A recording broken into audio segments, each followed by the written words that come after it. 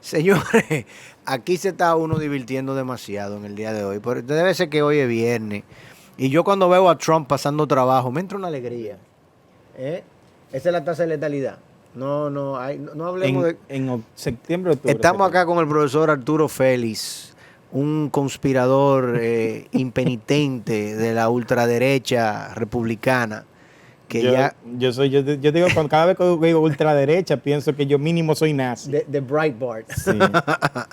Tú eres de los fundadores de Breitbart aquí. Tú eres del capítulo dominicano de Breitbart. Eso existe todavía, Breitbart. Tú Breitbart. eras que lo estaba llevando. Yo creo que no, que eso está en el dark web nada más. Señores, y hablando de Trump y de dark web y de dark money, en el día de ayer le renunciaron de su gabinete dos figuras bien oscuras. Sí, que son parte del esquema de financiamiento y de todo lo que tiene que ver con el Federalist Society, todo el manejo, ¿no? de Koch Family y Robert Mercer y la familia DeVos. Le renunció Betsy DeVos, que era la ministra de Educación. Una persona confesa que nunca había pisado una escuela pública antes de ser nombrada ministra de Educación. Y si ustedes ven esa foto, eso no es una palomita de este verano. Esa es una señora de casi 70 años y nunca había pisado una escuela pública hasta que la nombraron ministra de Educación. Y tuvo entonces en ese momento que ensuciarse y remangarse un chin y pisar algunas para decir que había ido. Una ministra de Educación terrible que no promovió ni causó ninguna transformación importante de relevancia, todo lo contrario, pero que se había mantenido ahí al lado de Trump durante los 4 años. La familia DeVos durante la campaña a Trump le aportaron casi $200 millones y ellos aportan de manera muy importante junto con los hermanos Koch de Koch Industries, que ya uno de ellos se fue, gracias a Dios, nada más queda uno, y este señor Robert Mercer, son de los grandes que aportan a todo el movimiento, digamos, neoconservador de los Estados Unidos. Y también le renunció en el día de ayer Elaine Chao. Elaine Chao era la ministra de Transporte. Y qué contraste vamos a tener ahora en el Ministerio de Transportación de los Estados Unidos. Elaine Chao, señores, ustedes la ven ahí, ella es de descendencia china, oriental, y es la esposa de Mitch McConnell, del Grim Reaper, como se hace él llamar, Moscow Mitch, como le dicen cariñosamente a Mitch McConnell. Ya ustedes saben, o sea, Mitch McConnell nunca podía oponerse ni podía pintarse como que estaba en contra de las políticas de Donald Trump, porque tenía a la ministra de Transporte ahí al lado.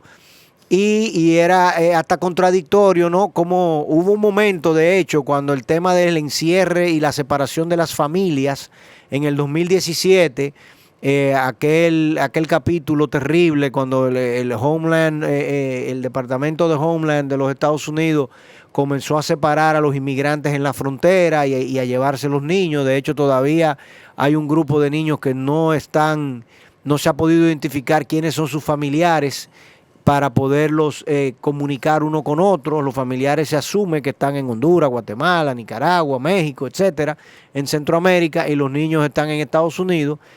Creo que eran como 700, ¿verdad, profesor?, que quedaban todavía bajo esa condición. Y Elaine Chao, pues en aquel momento como inmigrante, tuvo que defender esa posición o más o menos, digamos, mantenerse entre bastidores con relación a eso. Y digo que hay un contraste en el Departamento de Transporte, porque el nuevo ministro de Transporte de los Estados Unidos va a ser el ex alcalde de un pueblito de Luisiana, que fue también candidato a la presidencia o precandidato a la presidencia de los Estados Unidos, Pete Buttigieg. Y Pete Buttigieg, que todo el mundo lo conoce, ganó las primarias en Iowa, quedó en segundo lugar en Nevada, por debajo de Bernie Sanders, y cuando llegó a Carolina del Sur y milagrosamente por el Kingmaker, Joe Biden pasó a arrasar a todo el resto del mundo, pues Pete Buttigieg renunció a su candidatura y ha sido nombrado ya. Él quería ser embajador en China, realmente, esa era la posición que él quería, porque aparentemente quería subir su perfil internacional y su experiencia internacional. Él es ex soldado de guerra de la guerra de Afganistán y es famoso por ser el primer candidato o precandidato a la presidencia abiertamente homosexual. Y mira el contraste que ahora vamos a tener con relación a Elaine Chao con este señor como ministro de Transporte. En definitiva, profesor, yo necesito que usted me aclare la situación del 25th Amendment, que aparentemente Mike Pence se niega a invocarlo, ¿no? Y lo que se está hablando ahora mismo ya de manera muy cerrada, los últimos partes noticiosos que tuve antes de entrar aquí a cabina, era que la semana que viene, entre lunes y martes, va a haber un presondeo en la Cámara de Representantes para hacerle un nuevo juicio político a Donald Trump al vapor, sería este juicio. Cuéntanos tu opinión. No, yo creo que es importante dividir el problema que estamos analizando en dos partes principales. Una es la parte técnica jurídica y la otra es la parte política. Okay. Entonces, yo anoche escuchaba a Colin Powell que se refería precisamente a este tema y he escuchado a algunos expertos también hablar sobre el tema y yo creo que lo que al final se va a imponer es dejar las cosas como están por el tema del tiempo, porque todos los procesos implican plazos y eventualmente parecería como que los plazos no favorecen a ningún proceso a menos que ocurra algún evento adicional que sirva de catalítico a esas acciones. Ahora mismo, básicamente, la posición de, yo diría que las cabezas más frías es, falta una semana y media, vamos a dejar que las cosas transcurran, porque al fin y al cabo, yo decía desde un principio que a pesar de todos los miedos, a pesar de todas las posibilidades de eventos como lo que vimos el fin de semana, la realidad es que al final a Biden lo van a juramentar y va a ser el presidente de Estados Unidos. Y el que piense que hay un general que va a poner fuerzas militares a favor de Trump, todo eso es la mentalidad latinoamericana queriendo interpretar la cultura americana. Y en realidad lo que vimos con la certificación de Biden fue eso mismo. La mayoría abrumadora de los republicanos estuvo de acuerdo con certificar la elección. De hecho, por los mismos principios que rigen lo que los republicanos en teoría siguen, que es la autoridad de los estados. Y yo escuché a muchos congresistas republicanos decir algo que es coherente con eso, que es el tema de, aun cuando yo esté de acuerdo con que hubo irregularidades, lamentablemente eso tenía que haberse resuelto en los estados. Y si las legislaturas locales y si los tribunales locales no favorecieron, aquí nosotros no estamos para eso, porque esa no es la atribución del Congreso. El Congreso está aquí para abrir unos sobres, certificar que son originales y hacer un conteo de eso y entonces certificarlo, que fue lo que al final se hizo. De hecho, creo que aún esos 6, 7 legisladores que se aventuraron en esa locura de hacer oposición en esa instancia, lo hacían liderado por Ted Cruz buscando ganancia política. Y creo que es muy fácil entender que lo que está buscando Ted Cruz es tener detrás de sí el apoyo de los Trump en caso de que Trump no sea un candidato viable en 4 años, que es una apuesta, diría yo, que probable, porque Trump sale con una tasa de rechazo y en un momento y bajo unas circunstancias muy difíciles, pero la base de Trump es fuerte. Sí, estamos hablando no del Partido Republicano, estamos hablando de esa base que mueve, de esos que estaban en las calles reclamando un cambio de dirección o un cambio de circunstancias. Pero volviendo al principio, brevemente, y podemos entrar un poquito más en eso luego, según usted interactúe con esa información, técnicamente hay un problema técnico, jurídico legal, que es la enmienda no está diseñada para esto. La enmienda se diseña para resolver un problema que es un problema común a todos los imperios, a todos los estados, que es el problema de la sucesión. Entonces, como no está diseñado precisamente para un presidente que se ha convertido en un enemigo público y queremos salir de él, entonces la herramienta no es ideal, va a tener problemas. Y uno de los problemas precisamente es, por ejemplo, el hecho de que, si bien es cierto que, por ejemplo, la sección 4 de la enmienda nos dice si el vicepresidente y la mayoría de los ministros deciden esto, automáticamente él sea comunicado, el presidente asume inmediatamente los poderes. Pero entonces también la segunda parte, el párrafo segundo de la misma sección dice que si el presidente consecuentemente envía una comunicación diciendo sí, yo estoy en condiciones, automáticamente reasume el poder. Y estamos hablando de que reasumiendo el poder con una simple comunicación, entonces eso entra en una serie de plazos. Un plazo de 4 días que tiene el vicepresidente para reafirmar eso, un plazo de 48 horas que tiene el Congreso para decir, un plazo de 21 días que tiene el Congreso para... Entonces, ahí es que se retrae lo que están planteando. Yo decía a las cabezas frías de que, señores, no vale la pena, estamos a 12 días y meternos en esta locura con 12 días es más como que provocar a las avispas. Y el tema político es que habría que saber que hay que contar con una mayoría de 2/3 partes que probablemente en este momento no están dispuestos a eso, aun cuando hace unos días ese Congreso de forma abrumadoramente mayoritaria decidió, por ejemplo, no solamente certificar a Biden, pero unos días antes había decidido, por ejemplo, sobre ser un veto del presidente, que es algo muy extraño. Fue el primer veto que es algo muy extraño, pero indica el estado de cosas. Ahora, esto yo creo que por muchas razones, incluyendo el tema de viabilidad, probablemente no va a contar eso no va a tener éxito, eso va a ser más... Pero vamos ahora a verlo desde el punto de vista político. Se está planteando el tema del impeachment nuevamente. Inclusive se está hablando de un impeachment luego del 20 de enero.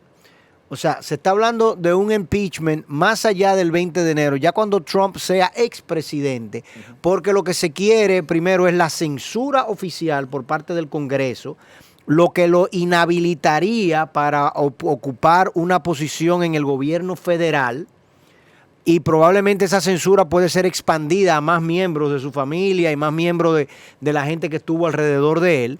Y el impeachment luego de él salir de la presidencia, eso es posible y eso es viable. ¿Eso tú crees que puede ser algo que realmente se persiga?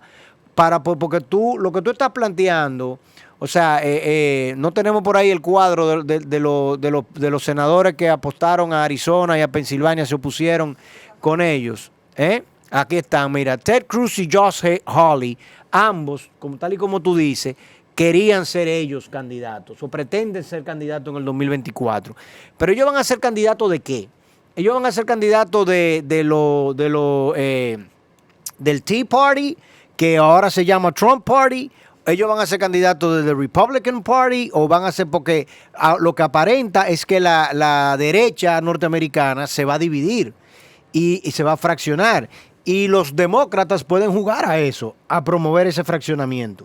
Esa pregunta tiene muchas partes. La primera parte, en cuanto a la viabilidad de eso yo siento que es un disparate jurídico. Eso es como que podemos al caballo después de muerto caerle a batazo para matarlo de nuevo. No, el caballo nada más se puede morir una sola vez. Ya por más que ya estaba muerto, ya no vamos a hacer nada con eso. Podemos hacer un proceso de destitución a una persona que ya no está en la posición. Es un disparate. Jurídicamente eso no tiene ningún sentido ahora. Queremos hacer un bulto político para eliminar a Trump. Podemos querer hacerlo. No va a tener. O sea, la censura congresual, tú entiendes que no se puede. Pero censura a quién? ¿A un expresidente? Claro. Eso no tiene ningún sentido. Eso es un fanatismo, una aventura jurídica. De hecho, muy bien. Ayer mismo tenía una discusión muy jugosa con una egresada sobre que es posible que usted la conozca, sobre precisamente... Posible, no, claro que la conozco.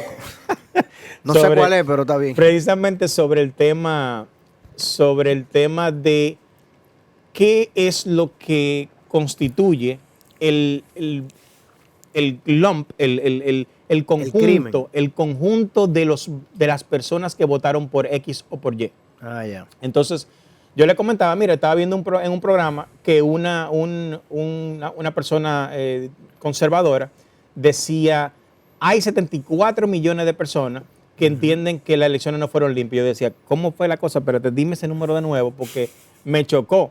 Digo, no, espérate, vamos por parte. Hay 74 millones de personas que votaron por Trump. Por los republicanos. Ahora, claro. ¿cuántas de esas personas creen que las elecciones fueron fraudulentas? Eso es un número diferente. Eso es un número muy diferente. Claro.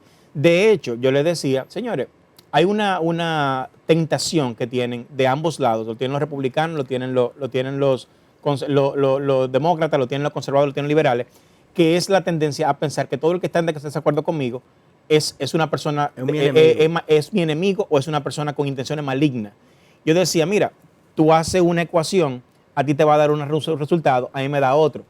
Hay cosas que yo valoro más, hay cosas que tú valoras más, y es posible que si para mí mi trabajo, como yo me estaba hace 4 años económicamente versus cualquier otra cosa, quizá hasta la libertad pública, quizá para mí eso pesa más que para ti. Y al final eso va a implicar que yo voy a tener un resultado diferente. Eso no implica que no haya muchísima gente que votaron por Trump que no les gusta Trump. Claro. Igual que hay mucha gente que votó, menos Biden. igual que hubo mucha gente que votó por Biden que no creen que Biden es el candidato ideal. Hay gente que votó por Biden que le tienen terror a Kamala Harris. Entonces, pero no, votaron por Biden porque... Yo estoy de acuerdo, yo voté por Biden y a mí Biden no es el que me gusta, a mí entonces, me gustaba Hillary, pero ¿qué vamos a hacer? Entonces tenemos que separar eso que es el centro y los primeros lados de cada lado y dejar los extremos. Entonces de un extremo tenemos unos fanáticos de derecha y de otro extremo tenemos fanáticos de izquierda, y yo tiendo a pensar que los fanáticos son fanáticos y que se parecen mucho unos a otros. Bueno, mira, lo cierto es que el escenario político de los Estados Unidos está enraizado y dividido más que nunca.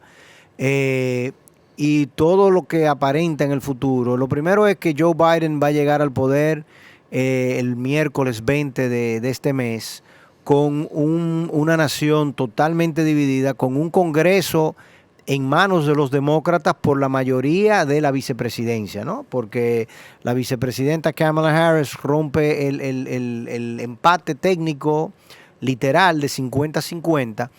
Y lo cierto es que los republicanos, como decía Rand Paul, senador de Luisiana, Rand Paul, ¿no?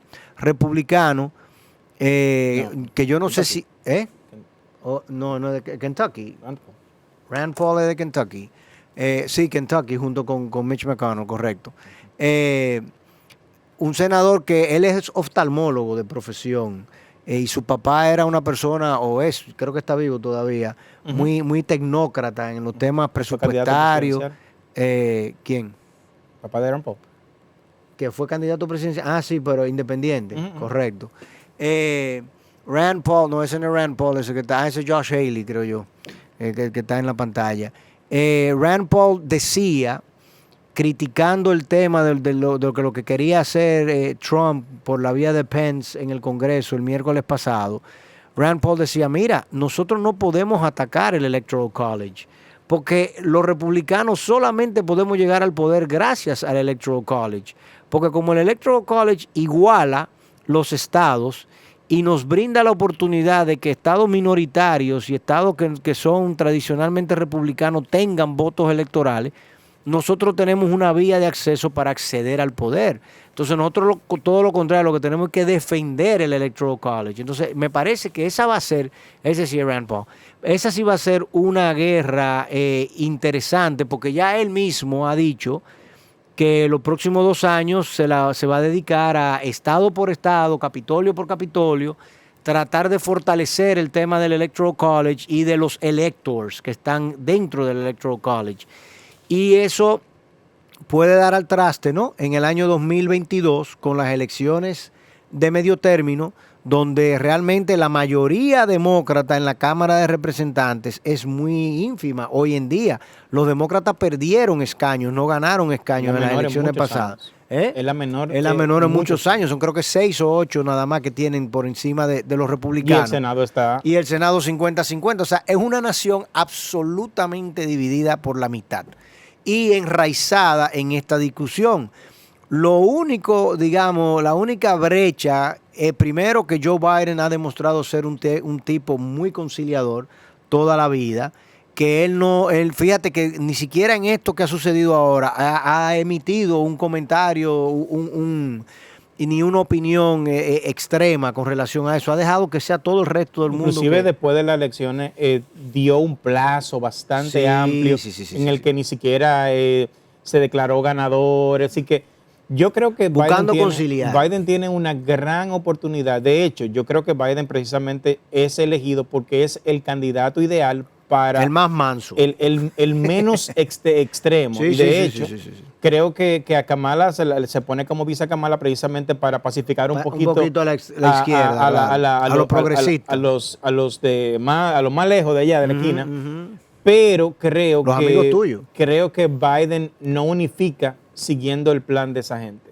Biden tiene que hacer un gobierno de centro para unificar Estados Unidos, que creo que es una prioridad para Estados Unidos ahora mismo, cerrar un poco esa división que ha ocurrido en los últimos años. Estados Unidos está más dividido creo que nunca y en el momento más inapropiado porque está frente a una batalla con China que en los próximos 10 o 15 años va a tomar control de la economía mundial. Bueno, la realidad es que, por ejemplo, ya Biden anunció, que lo dijimos acá en el programa el miércoles pasado, y es una muy buena noticia, que inmediatamente tomen el control del Congreso, van a aprobar los $2,000, ¿no? de asistencia. Eso es bueno. Eso es muy bueno para República Dominicana, sobre todo. Muchachos, aquí llegan, mira, de aire. O sea, la Suiza ahí en La Vega están más felices que el carajo con eso. Ese MoneyGram se pone. Sí, óyeme, es una cosa impresionante esas filas. Y eso a nosotros nos ayuda de sobremanera porque nosotros tenemos un primer trimestre del año que avisora muy covidiano y muy frío. Lo otro es que yo entiendo que la agenda medioambiental de Biden también va a ser muy, muy importante. Ya avisó que van a volver al Acuerdo de París, al Acuerdo Global de París. Y yo no sé si van, obviamente, a aceptar el Green New Deal de la manera que Ocasio-Cortez y Bernie Sanders lo plantearon. No hay esa mayoría. No creo, pero definitivamente que eso se va a favorecer.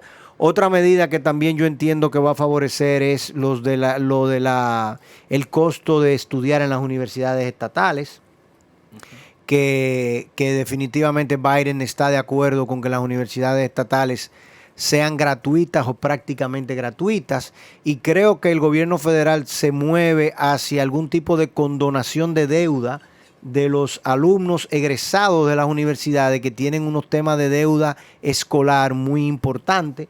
Hoy en día, yo soy uno que va a coger un préstamo para ver si me lo condonan en 4 años. Claro, eso me puede ayudar. Nadie sabe. Entonces, ese tipo de medidas definitivamente que van a ser positivas. Dentro de lo sanitario, lo único que yo he podido, digamos, contemplar distinto o de gran importancia distinto, digamos, que se vaya a accionar ahora mismo, probablemente va a ser un mandato generalizado con el tema del uso de la mascarilla, que actualmente no existe en Estados Unidos, pero no sé si eso infringe con el First Amendment y todo lo demás. Sí, porque en definitiva no, ese es uno de los alegatos de muchas personas, que tú me estás obligando a utilizar un tipo de vestimenta, que eso infringe mi derecho.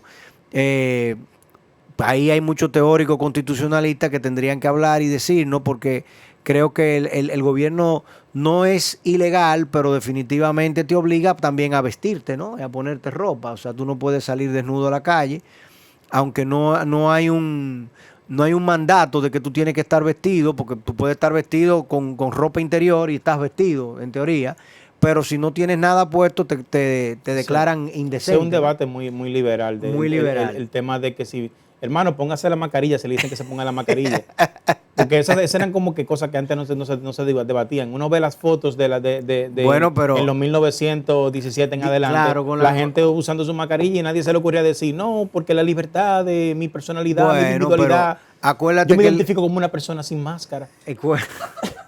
Sí, no, acuérdate que el political correctness ha avanzado sí, no, hermano, mucho. póngase la máscara y después hablamos de eso. Después toda la libertad, la resumimos luego. En el 1917, 1920, cuando la fiebre española, de Spanish fever, Spanish flu, recuérdate que hay muchas palabras en el diccionario de aquella época que hoy en día no podemos utilizar.